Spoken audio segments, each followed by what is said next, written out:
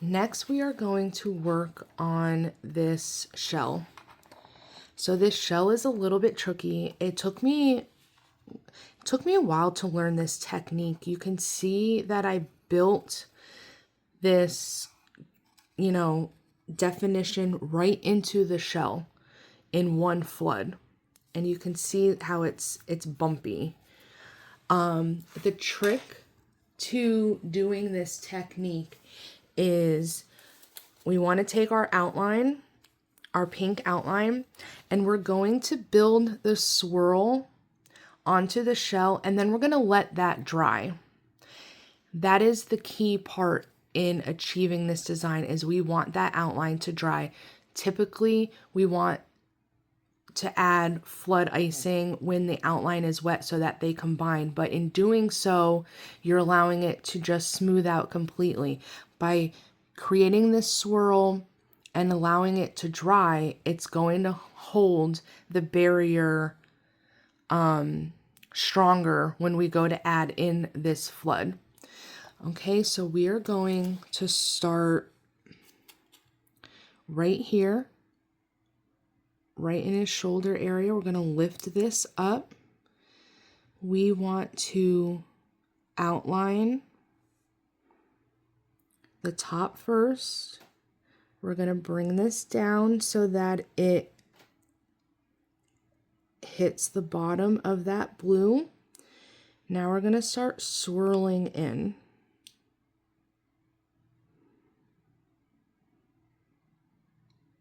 Now you can see how high I'm lifting up this bag. This is so I have better control of where this icing is falling. And I could think ahead and plan where I want it to go.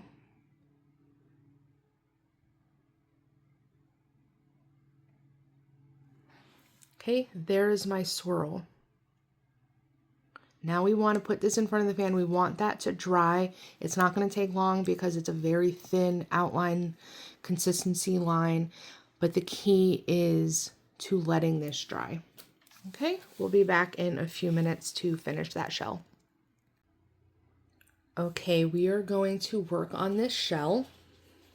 Now this is going to take some patience and it's going to turn out great. So this is dry. And like I said, this is key to getting this detail here. So let's take our pink flood and we want our scribe as well. We're going to do a little bit of this at a time, but we got to keep moving so it doesn't crust over. Now we're not going to over flood. I'm going to start here in this area. Now I don't want to go directly to that line like I typically would. So what I'm going to do is I'm going to do this first section here, but I'm not going to touch this line right here.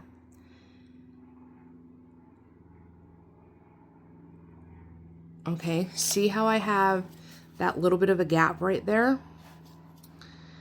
I'm going to take my icing and I'm going to tease this icing in to fill in that area and barely touch that line. We want it to touch, but just barely. Okay. Same thing over here. This outer edge, we want that to touch, so that's okay if you go directly against that. So I'm going to squeeze. Like I said, we're going to do little sections at a time, work our way into the shell.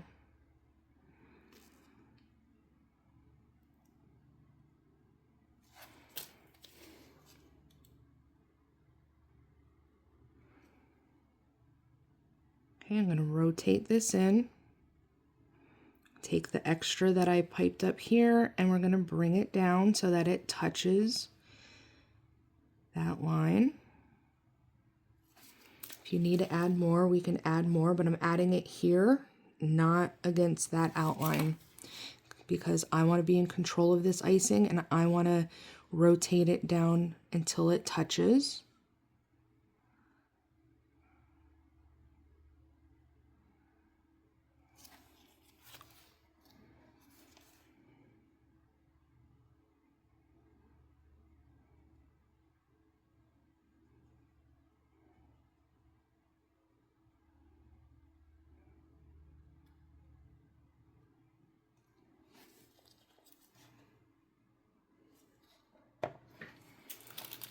Okay, we're gonna keep moving here.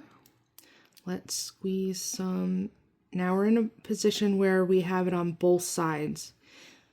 Okay, so I'm gonna take this icing, we're gonna swirl, let it touch here, connect there. Now we're only gonna allow this to barely touch. We're just connecting it. Leave that swirl in there.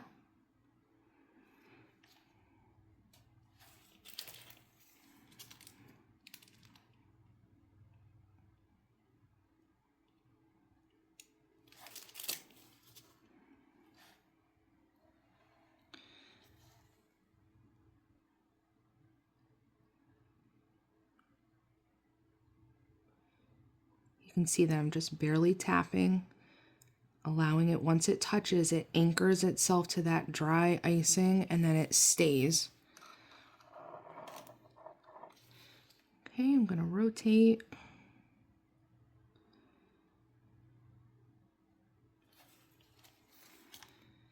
And you can see why a little bit of icing at a time is key here. You don't want to flood that whole thing in and then try to make this work, because it's going to dry by the time you get to the center. Okay.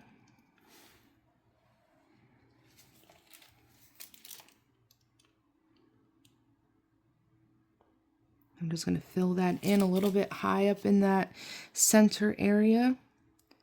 Push this down, let it connect.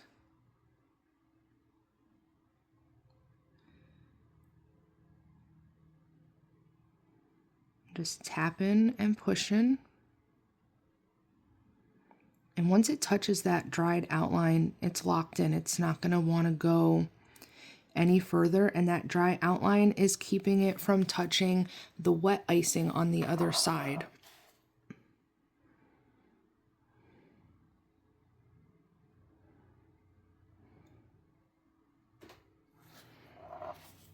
Okay, I just have a little area right here where it didn't go in, but that's okay because that purple is going to be on top anyway. But I'm going to go in and just fill that out just a little bit.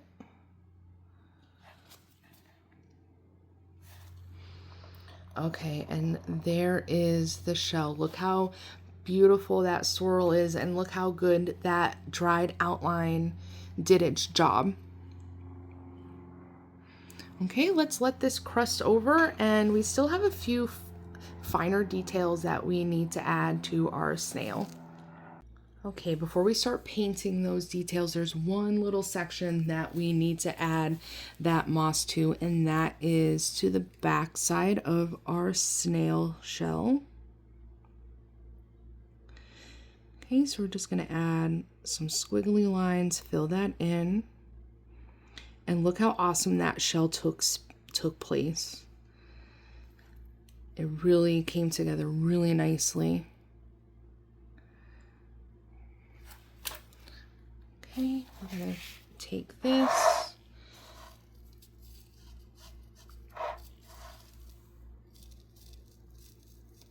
Sprinkle on a little bit of our edible moss.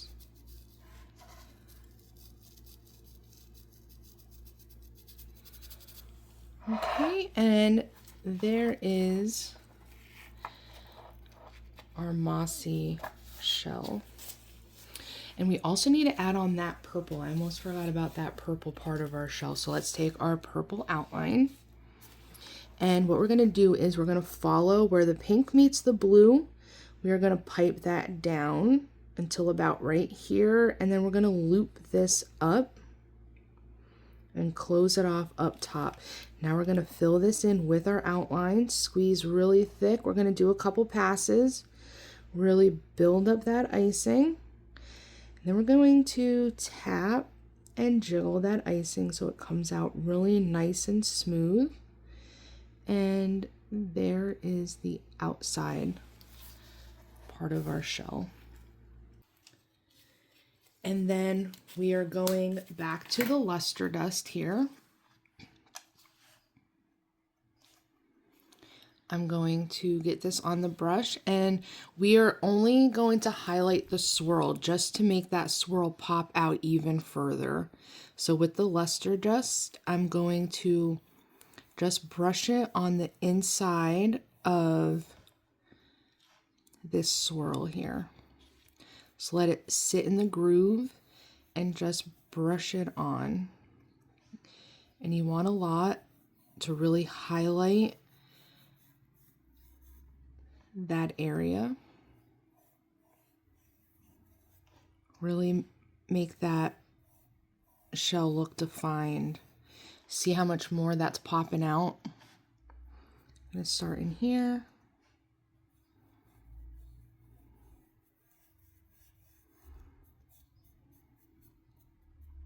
Okay, just brushing off the excess here.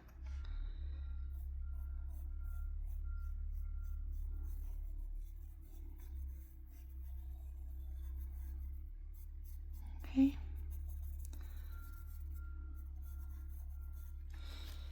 And here is our shell. Look how much more defined our shell is once we add that pink luster dust.